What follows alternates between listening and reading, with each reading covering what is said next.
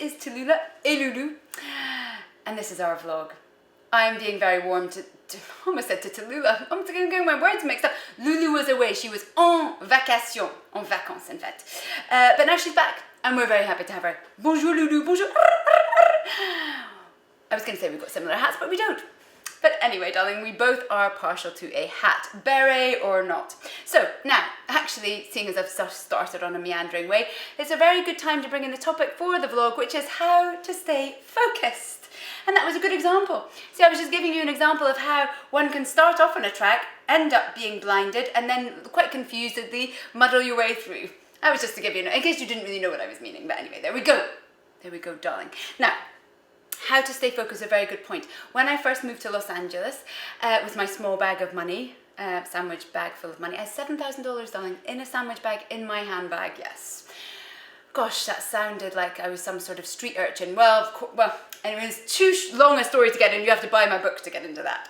Anyway, the point was I arrived in LA, and I remember asking somebody for their advice on LA, and she said to me, listen, just stay focused. And I thought, stay focused? What do you, I mean, I'm in LA, of course I'm laser sharp focus.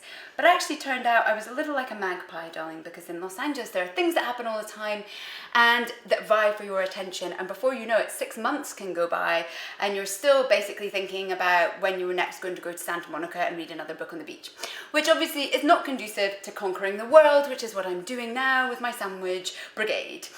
Right. So how to stay focused? Okay, so now listen, I shall tell you my tricks of my trade. Obviously, read the book, 7 Habits of Highly Effective People. I should put the link down below. That is amazing because basically, darling, it teaches you how to see yourself as like a business. And that sounds corporate, obviously. Don't need to take it to an Oval Office. All I'm saying is basically you need to write out a little mission statement to yourself, much like, you know, Burger King or Starbucks or all those, you know, those worldwide companies do. And then anything that happens to you in your life, you correlate back that to the mission statement and think, now, will this get me towards where my mission statement is or far away from my mission statement? It's as simple as that.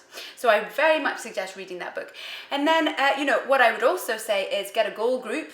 Get somebody that you can talk to once a week and get your points across so that you know that you're actually accountable to someone. Because sometimes you can just float around and you can procrastinate. And it's good to have someone that you have to think, oh, I'm going to be in a pickle if I get there on Monday and not be able to say that I've done anything at all apart from paint my nails. Which if anyone knows me and my nails will know that would be a disastrous week spent. So that is what I would suggest. I would also say that discipline is key. And discipline's a really hard thing to have beyond being in school and basically having it forced upon you. I mean, I've talked at length, darling, I'm not ashamed to say it, to my therapist about this sort of an issue, and she has reminded me that discipline, one has to think of oneself as if you're doing an Olympic race, and you have a coach, and you have to think your mind in sharp focus. If you think about light, for example, a laser light is very intense on one bit, you know, laser surgery, you know, I mean, that's how strong a laser is. I mean, it can cut through skin. I mean, that if you're focused, that's what you can do in your life, cut through skin. I mean, if you're that way inclined, but you couldn't be cutting through skin if you were like a wide light floating like a moonlight in the ocean. Gosh, I've become extremely poetic.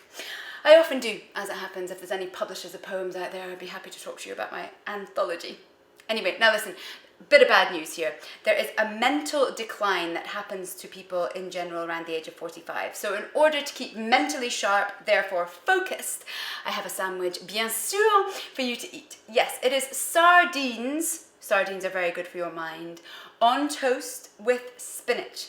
Spinach is an extraordinary vegetable. I can't say enough good things about spinach. Not only does Popeye enjoy it, but it also brings you iron if you're a vegan. There you go, there's a nice vegan-friendly tip from the top for you. So I would put the spinach over your sardines on your bit of toast. And you know what I would have to after that, darling?